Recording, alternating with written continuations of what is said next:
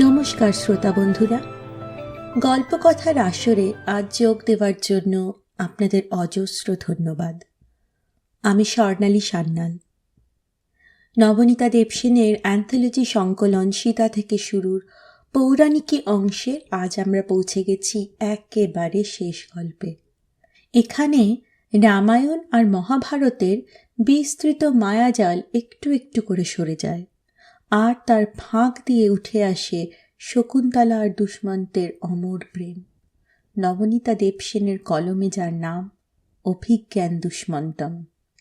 এই গল্পটি প্রথম প্রকাশিত হয়েছিল আনন্দবাজার পত্রিকার পুজো সংখ্যায় 1391 বঙ্গাব্দে।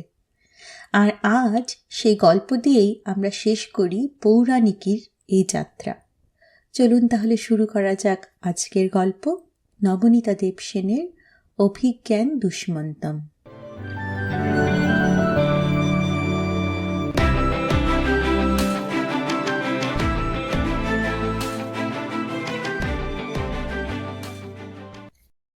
দুষ্মন্ত বারান্দায় এসে দাঁড়ালেন।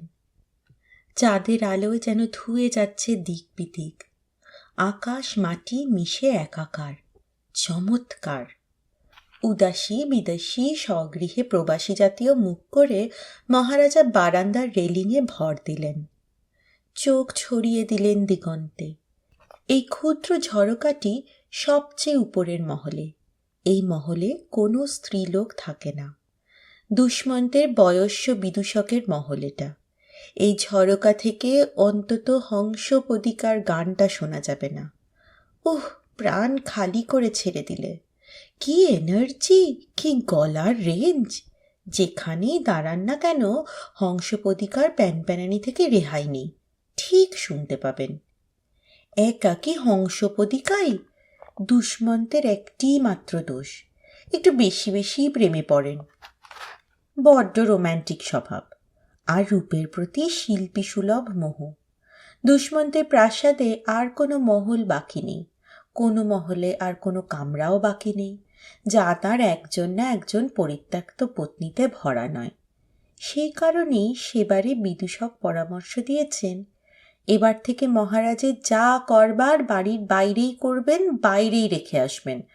বাড়িতে স্থান সংকুলন হচ্ছে না। আর একটি প্রাসাদ প্রস্তুত করা দরকার, ততদিন অলমিতেই বিস্তরেন। তাই যখন কন্যমুনির আশ্রমে সেই নির্বোধ মাতৃপিতৃ পরিচয়হীন রূপসী কন্যাটির সঙ্গে একটু বাড়াবাড়ি করে ফেললেন, বিদূষক শক্ত হাতে তাঁকে পথপ্রদর্শন করে বাড়ি ফিরিয়ে এনেছিলেন। সেই কন্যা ছাড়াই তিনি প্রাসাদে ফিরে এসেছেন। এসেই প্রচার করেছেন তার পাঞ্জা ছাপের অঙ্গুরীয়টি মৃগয়ে গিয়ে হারিয়ে গিয়েছে। কেউ খুঁজে পেলে 100 মুদ্রা পুরস্কার। ঘোষণা শুনে কেবল মহারানী চন্দ্রাবতী ঠোঁট টিপে একটু হেসেছিলেন। চন্দ্রাবতী তার বড় রানী, পাঠ রানী, প্রথমা পত্নী। 10 বৎসর কাল চন্দ্রাবতী একলা থাকেন, কেননা রাজা অপুত্রক বলে প্রায় বিবাহ করেন। নিত্য নবীন শয্যা সঙ্গিনীর খোঁজে তার প্রাণে শান্তি নেই, হৃদয় জ্বালাও আর মেটে না। চন্দ্রাবতীর এতেই আপত্তি। সেবার কন্যমুনির আশ্রমে কি ঝামেলাটাই না বেঁধেছিল। কে ভেবেছিল কন্যমুনির স্বভাব এত আধুনিক? বালিকার গর্ভসঞ্চার যদি হয়েও থাকে, তার ফলে তাকে আত্মহত্যায় উদ্বুদ্ধ না করে অথবা বনি আশু বানপ্রস্থ গ্রহণের সুপরামর্শ না দিয়ে তিনি যে 2 ছোকরাকে সঙ্গে দিয়ে তাকে রাজসভায় পাঠিয়ে দেবেন, তা কে কল্পনা করতে পেরেছিল? রাজসভায় এসে আসন্ন প্রসবা গাভীর মতো নির্ভরশীল 2 চোখ মেলে সেই মেয়ে তাঁর দিকে তাকাচ্ছিল। স্ফীতদ্বারা শীর্ণ নিরক্ত হাত পা, বনবালাদের অনভ্যস্ত হাতের গ্রাম্য প্রসাধনের ফলে রাজসভায় তাকে দেখাচ্ছিল হাস্যকর। অতি কষ্টে হাস্য সম্বরণ করে ধমক দিয়ে তাদের রাজসভা থেকে বহিষ্কার করে দিয়েছিলেন সেদিন দুষ্মন্ত, চিনতে না পারার ভান করে। মেয়েটা জংলি, সরলভাবে ভাবল অঙ্গুরীয় হারিয়ে ফেলেছে বলেই তাকে রাজা চিনতে পারছেন না। কোনো অভিযোগ না করেই ফিরে গেল। সবাই অবশ্যই অমন হয় না। সেই যে মৎস্যজীবীদের মেয়েটি তেড়ে এসেছিল তার পাড়ার সব কটা সন্ডাগুন্ডা ছেলেকে নিয়ে, তাকে তো ঘরে রেখে নিতে বাধ্য হয়েছিল রাজা দুষ্মন্ত। সে মেয়েও এখন হংসপতিকার মতো গান করে আর মাছ ধরার জাল বনে। পর পর দুটি মৃত শিশুর জন্ম দিয়ে তার কিঞ্চিত মাথার গোলমাল হয়েছে। বাঁচা গেছে। দুষ্মন্তের এখন মন খারাপ। মন খারাপ রাজনটি রূপবতী লোলাপাঙ্গির জন্য। লোলাপাঙ্গির মা অতি চতুরা, সে কিছুতেই মেয়েকে রাজার খপ্পরে পড়তে দিচ্ছে না। মেয়ে আবার মাতৃভক্ত। দুষ্মন্তের মনে লোলাপাঙ্গির প্রতি আনলিমিটেড প্রেমের সঞ্চার হয়েছে। যুবতীটি যেমন রূপে তেমনি গুণেও তুলনাহীনা। ভালো নাচে, ভালো গায়, ভালো বীণা বাজায়, শাস্ত্র নিয়ে তর্ক করতে পারে, কাব্য নিয়ে আলোচনা করতে পারে, আর এই সব নারীরাই তো শোনা যায় বাৎসায়নের শাস্ত্রেও সুদক্ষা হয়ে ওঠে। কিন্তু হায়, সেই বিষয়টাই আর দুষ্মন্তের জানা হচ্ছে না, লোলাপাঙ্গির মায়ের চতুর বিঘ্ন সঞ্চারের ফলে। এই চরাচর বিস্তৃত রজত চন্দ্রালোকে দুষ্মন্তের প্রাণে লোলাপাঙ্গির বিরহ প্রবল হয়ে উঠল। তিনি প্রাসাদ শিখর থেকে নেমে চললেন সারথি অশ্বমেধের খোঁজে। পথেই দেখা বিদূষকের সঙ্গে। এ মহলটা তাঁরই। বিদূষক বললেন, লোলাপাঙ্গির ভাবনা ত্যাগ করুন মহারাজ, ওর মা ওকে বিবাহের জন্য প্রস্তুত করছে। অতি চতুর মহিলা, আপনি ওদের জানেন না, নটীদের জাতটাই আলাদা। দুষ্মন্তের অহংকারে আর একটু ঘা লাগলো। কি, আমি ওদের জানি না? কেন, ওরা আমার প্রজা নয়? তাঁর জেদ চড়ে গেল। একদিন লোলাপাঙ্গি দাঁড়িয়েছিলেন তার বাতায়নে। দেখলেন একটি পরমা সুন্দরী আশ্রম বালিকা ক্লান্ত চরণে দুটি তরুণ সূর্যের মতো সুদর্শন আশ্রমিক যুবার সঙ্গে অশ্রুমোচন করতে করতে পথ দিয়ে হেঁটে যাচ্ছে। মেয়েটি আসন্ন প্রসবা। লোলাপাঙ্গি তাদের তাড়াতাড়ি ডেকে এনে ঘরে বসালেন। ফল মিষ্টান্ন দিয়ে শীতল জল পান করতে দিলেন। পাখার হাওয়া দিয়ে তাদের পথশ্রম মোচন করতে বললেন দাসীদের। তারপর শুনলেন মেয়েটির নাম শকুন্তলা। সে কন্যমুনির মানুষ করা মেয়ে, প্রকৃতপক্ষে অপ্সরী মেনকা দেবীর কন্যা। লোলাপাঙ্গির মা সলভা নিজেও এই মেনকারই কন্যা। শকুন্তলা যেমন ঋষি ও অপ্সরীর মিলনের ফলে জাত, লোলাপাঙ্গির মা তেমনি উজ্জয়িনীর মহারাজ এবং মেনকার সঙ্গমজাত কন্যা। সলভা শকুন্তলার সহধরা ভগিনী, অর্থাৎ শকুন্তলা লোলাপাঙ্গির ছোট মাসি। এই পরিচয় আবিষ্কার করে এবং সরলা আশ্রমবালা শকুন্তলার দুরবস্থা দেখে নাগরিকা সলভার মনে যেমন মায়া মমতা হলো, তেমনি রাগও হলো রাজার উপরে। সলভা বললেন, বোন, তুমি কিছুকাল অপেক্ষা করো, ऐसा दिन नहीं रहेगा। তোমার স্বামী গৃহে তোমাকে সুপ্রতিষ্ঠিত না করতে পারলে আমার নাম সলভা নয়। কুছ ফিকর মত করো। এই বলে শকুন্তলাকে নিজের কাছে রেখে লোলাপাঙ্গির মা শারদত্ত সাঙ্গর্বকে আশ্রমে ফেরত পাঠিয়ে দিলেন। শকুন্তলা যথাসময় পরম সুলক্ষণযুক্ত পুত্র সন্তানের জন্ম দিলেন সলভার গৃহে। তারপর তিনি পুত্র সমেত শকুন্তলাকে গহন বনের মধ্যে ঋষিদের কাছে এক উদ্ধার আশ্রমে জমা করে দিয়ে এলেন। শিশুর পিতার নাম রেজিস্ট্রি খাতায় লিখে এলেন মহারাজ দুষ্মন্ত। মাঝে মাঝে খবর নিতে যান। শকুন্তলা কেবলই বলেন, কই দিদি, মহারাজ তো এখনো এলেন না। প্রত্যেকবার রাজনটির মা মাথা ঝাঁকিয়ে ঝাপটা ঝুমকো সিথি সাত নড়িতে ঝমাঝম শব্দ তুলে গেয়ে ওঠেন, আয়েগা আয়েগা আয়েগা आएगा आने वाला। इतना जल्दी क्यों? बहन, तुम घबराओ मत, हम तेरा संग है, बेफिक्र हो जाओ। বসন্তকাল। পিককুজরে দুষ্মন্ত মদন জ্বালায় অস্থির হয়ে পড়েছেন।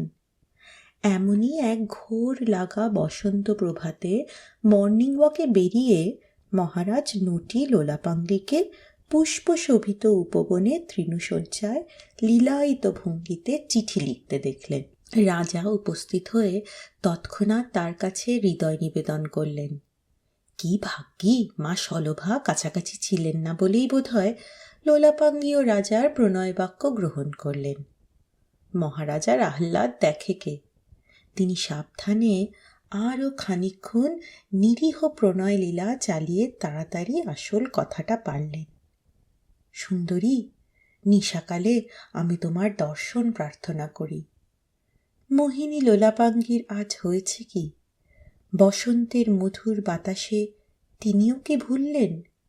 তিনি যে এ প্রস্তাবেও রাজি। সময় ঠিক হলো মধ্যযাম। রাজা একা ছদ্মবেশ ধারণ করে যাবেন, লোলাপাঙ্গির বাতায়নে টোকা দেবেন 3 বার। লোলাপাঙ্গি নিজের শিরোমণিটি রাজার হাতে সমর্পণ করলেন। দাসীর হাতে ওটি দিলেই দাসী দরজা খুলে দেবে। এবারে শূন্যে মধুর বিদায় চুম্বন ছুঁড়ে দিলেন দুষ্মন্তকে লোলাপাঙ্গি।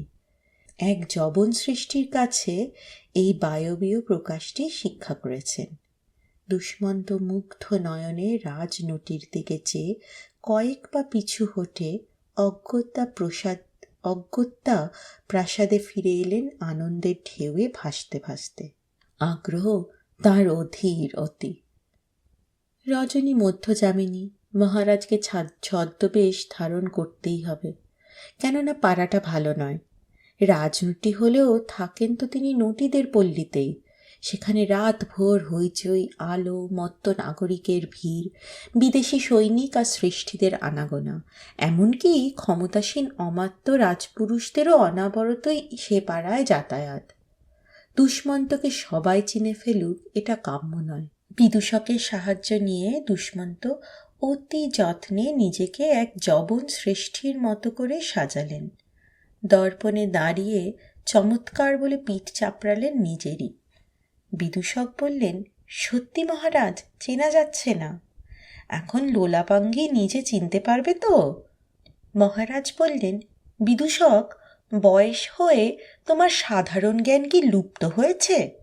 লোলাপাঙ্গির দাসী আমাকে দরজা খুলে দেবে এবং তার চেনা নির্ভর করবে আমার চেহারার ওপরে নয়, অভিজ্ঞানের ওপর। এই সেই অভিজ্ঞান বলে মহারাজ তার বয়স্যকে একটি শিরোমণি দেখালেন। বৈদুর্যের তৈরি জ্যোতি ঠিকরে পড়ছে। মাঝরাতে লোলাপাঙ্গির বাতায়নে টোকা মারতে গিয়ে মহারাজ দুষ্মন্ত দেখলেন আগেই বাতায়ন খুলে উঁকি মারছে দেহাতি একটি কিশোরী দাসী। অধৈর্য প্রেমিক বললেন, দৌড় খোলো গো, দৌড় খোলো, আমি এসেছি। দাসী রাজাকে বললেন, তু কন রে? উত্তরে মহারাজা মুঠো খুলে লোলাপাঙ্গির অভিজ্ঞান শিরোমণিটি দেখালেন। সঙ্গে সঙ্গে কি যেন ঘটে গেল। ডাকু ডাকু, পকড়ো পকড়ো বলে চিৎকার করে দাসী ঠাস করে পাল্লা বন্ধ করে দিয়েছে। আর অমনি অন্ধকার থেকে 2 সন্ডা গুন্ডা গুঁফো নিংটি পড়া পেহেলবান বেরিয়ে এসে মহারাজকে হেঁইয় বলে মাটিতে ঠেসে ধরেছে।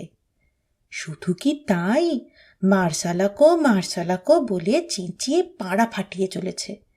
একজন তার হাত মুচড়ে বৈদুর্য মণিটি কেড়ে নিয়েছে এবং চেঁচাচ্ছে, মিল গয়া, একটু চোরাই মাল মিল গয়া। অন্যজন ততক্ষণে রাজামশাইয়ের বুকে উঠে বসেছে এবং তার দাড়ি টানতে টানতে পরিষ্কার যবন ভাষায় বলছে, কি হে বাছাধন, বের করো এবারের বাকি সব মাল করি, নিকালো জো কুছ লিয়া আভি নিকালো। বলতে বলতে জামার ভিতর হাত গলিয়ে বাইরে টেনে এনেছে মহারাজের রাজ চক্রবর্তী রত্ন উপবিত, যার কোণে তার অভিজ্ঞান রাজ অঙ্গুরীয়টি সযত্নে গ্রন্থি বন্ধ করা রয়েছে। হাজার হোক বারাঙ্গনা পল্লী তো, ওটা আঙুলে পরিধান করে প্রকাশ্যে সেখানে যাওয়াটা মহারাজ শোভন মনে করেননি।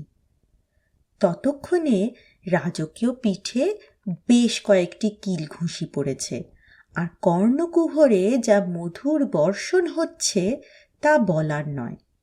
চতুর্দিকে কৌতূহলী জনতার ভিড়। রাজা দুষ্মন্ত চোখ বুজে মনে মনে সীতার মতো বলছেন, হে ধরণী দ্বিধা হও। এমন সময় লোলাপাঙ্গির মা পালোয়ানদের ধমকে উঠলেন, ওরে বুড়বক, করছিস কি, করিস কি? থোড়া বহুত গড়বড় তো হো গেয়া কুছ জরুর। যবনের বুকে কেউ কখনো যজ্ঞোপবীত দেখেছিস? আরে এ তো রাজ উপবীত, উনি নিশ্চয়ই কোনো ছদ্মবেশী রাজরা হবেন। ছি ছি, ক্যা শরম কি বাত, ছোড় দো আভি ছোড় দো উনকো। বলতে বলতে যেই সলভা দুষ্মন্তের যবন সাজটি টেনে খুলে ফেলেছেন, সঙ্গে সঙ্গেই রাজার পদতলে পড়ে ক্ষমাও চাইতে শুরু করলেন।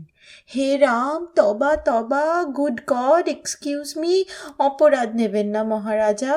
দাসীটি বালিকা মাত্র এবং দেহাতি, মহামহিমান্বিত রাজাকে এসে চিনতে পারেনি। আমাদের অসীম সৌভাগ্য আজ আপনি এসেছেন। দুর্ভাগ্যবশত আজই আমার ঘরে এক চোরও এসেছিল এবং সে আমার রত্নপেটিকাটি নিয়ে গেছে। যেহেতু লোলাপাঙ্গি আর আমার বৈদর্য মণি দুটি জোড়ামানিক, তাই দাসী ভুল করেছে, ভেবেছে এটাই বুঝি আমারটা। এই সময় হন্তদন্ত হয়ে লোলাপাঙ্গি এসে পড়লেন। চলুন মহারাজ, গৃহমধ্যে বিশ্রাম নেবেন। ছি ছি, আমি যার পর্নায় লজ্জিত এবং মর্মাহত। আপনি পরিশ্রান্ত, বিপর্যস্ত, আপনার শুশ্রূষার প্রয়োজন আছে। এই দাসীদের বুদ্ধিহীনতাকে আপনি আমার মুখ চেয়ে মার্জনা করুন। ওদের কঠোর শাস্তি দেবেন না মহারাজ, ওদের ভুল হয়েছিল। শাস্তি কে কাকে দেয়? চোরের দায় ধরা পড়া দুষ্মন্ত এখন চোখে সর্ষে ক্ষেত দেখছেন। সন্ডাগন্ডা লোক দুটি মুহূর্তেই আশপাশের ভিড় হাঁটিয়ে রাস্তা ফাঁকা করে দিয়েছে যদিও, তবু মহারাজ লজ্জা রাখবার জায়গা পাচ্ছেন না। হাঁটতে গিয়ে দেখলেন সোজা করে পাও ফেলতে পারছেন না। দেহের চাইতেও মনের চোটটা লেগেছে বেশি। রাজা লোকজনের মাঝখানে এত অপমানিত জীবনে কখনো হননি। সলভার এবং লোলাপাঙ্গির সেবায় তিনি সকালের আগেই সুস্থ হয়ে উঠলেন এবং সলভা নিজের রথে সারথিকে দিয়ে মহারাজকে প্রাসাদে পাঠিয়ে দিলেন সূর্যোদয়ের আগেই। দুষ্মন্ত স্নান করতে গিয়ে সভয়ে আবিষ্কার করলেন অভিজ্ঞান অঙ্গুরীয়টি উপবীতে বাঁধা নেই। সর্বনাশ করেছে। এখন উপায় কি? তাড়াতাড়ি বিদূষককে পাঠালেন সলভার গৃহে 2 থলি স্বর্ণমুদ্রা সমেত। সলভা খুব যত্ন করেই অতিথি সৎকার করলেন। তারপর আলবোলার ধোঁয়া ছেড়ে বললেন, क्या अफसोस की बात, लेकिन इसमें विदूषक बाबू मैं तो लाचार हूँ। হ্যাঁ, আংটি একটা আমি কুড়িয়ে পেয়েছি বটে, কিন্তু ও দিয়ে আমি কী বা করব? তাই আমার ছোট্ট ননহে মুনহে বোনপটিকে উপহার দিয়ে দিয়েছি, সে খেলা করবে বলে। আপনি ওর কাছ থেকে চেয়ে নিন। আংটিটা যে এত গুরুত্বপূর্ণ ব্যাপার ও তো মেয়ে সচমুচ নেই সমঝা। শুনে বিদূষকের তো মাথায় হাত। সলভার কাছ থেকে উদ্ধার আশ্রমের ঠিকানা নিয়ে বিদূষক প্রাসাদে ফিরলেন। রাজার সারথিকে প্রথমে বললেন রথ প্রস্তুত করতে। তারপর দুষ্মন্তকে গিয়ে বললেন, এ আমার একার কর্ম নয়, আংটি উদ্ধার করতে হলে মহারাজ আপনি নিজেই চলুন। এসব মুনি ঋষিরা লোক সুবিধের হয় না, যদি না দিতে চায়। রাজা কয়েক থলি স্বর্ণমুদ্রা নিয়ে বিদূষকদের সঙ্গে আশ্রমের খোঁজে বের হলেন। রথ বনের গভীরে প্রবিষ্ট হল। অভিজ্ঞান অঙ্গুরীয় অচিরেই ফেরত না পেলে রাজ্যের যাবতীয় রাজকার্য স্থগিত থাকবে। আশ্রমের ঠিকানায় পৌঁছে বিদূষক দেখেন পরমা সুন্দরী এক আশ্রম কন্যা বৃক্ষমূলে বসে আছেন, কোলে একটি রাজ চক্রবর্তী শিশু। তারই ক্ষুদ্র মুঠির মধ্যে দুষ্মন্তের অভিজ্ঞান অঙ্গুরীয় শোভা পাচ্ছে। পদশব্দ পেয়ে কন্যা মুখ তুললেন। বিদূষক দেখলেন শকুন্তলা। রাজাকে দেখে শকুন্তলা অবাক হলেন না। তিনি রাজার আশাতেই বসেছিলেন। কিন্তু আকস্মিক শকুন্তলাকে দেখে রাজা যার পর্ণায় বিস্মিত। তাকে চিনতে একটুও দেরি হলো না। এত সুন্দরও মানুষে হয়, আর এই মেয়েকেই কিনা তিনি পরিত্যাগ করেছিলেন। তাকে কি ভূতে ধরেছিল? শকুন্তলা উঠে মহারাজকে প্রণাম করলেন। গলাটা ঝেড়ে নিয়ে দুষ্মন্ত শর্টে আশীর্বাদ সেরে বললেন, থাক থাক। তা কি বলে, হ্যাঁ শকুন্তলা, তুমি আমার অঙ্গুরীয়টি পেয়েছিলে তো? শকুন্তলার বিশাল দুটি সরল চোখ বিস্ময়ে অভিভূত হয়ে পড়ল। আপনি কোন অঙ্গুরীয়র কথা বলছেন মহারাজ? কেন, যেটি আমি শলভার হাতে রাজপুত্রের জন্য পাঠালাম? এটাও তবে আপনারই দেওয়া? আমি ভাবলাম দিদিই বুঝি। বোকামে। দুষ্মন্ত শকুন্তলার মাথাটি নেড়ে দিয়ে পবিত্র হেসে বললেন, তোমার দিদি এটি পাবেন কেমন করে, আমি নিজে না দিলে? রাজবংশের শিলমোহর বলে কথা, ও কি যে সে আংটি? নাও ছেলেকে নাও, আংটিটাও নাও, রথে ওঠো, বাস, আর কিছু নিতে হবে না। শকুন্তলা সলজ্জভাবে বললেন, ঋষিমশাইকে প্রণাম করে অনুমতিটা নিয়ে আসি। বিদূষক বলে ওঠেন, সাবধান কিন্তু মা জননী, অঙ্গুরীয়টি যেন আবার রাজকুমার না গিলে ফেলেন, পেট কেটে তো আর বার করা যাবে না। ওদিকে আমাদের মহারাজ আবার একটু ভুলও আছেন, জানেনই তো। দুষ্মন্তের শাশুড়ি মেনকা তখন আকাশপথে যাচ্ছিলেন ইন্দ্রের আদেশে আরেক মুনির তপভঙ্গ করতে। শলভা আর শকুন্তলার কাণ্ড দেখে মৃদু হাসলেন।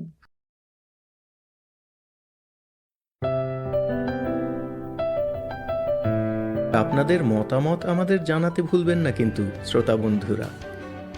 আমাদের ওয়েবসাইট golpokothar.asor.org GOLPOKOTHARASOR.org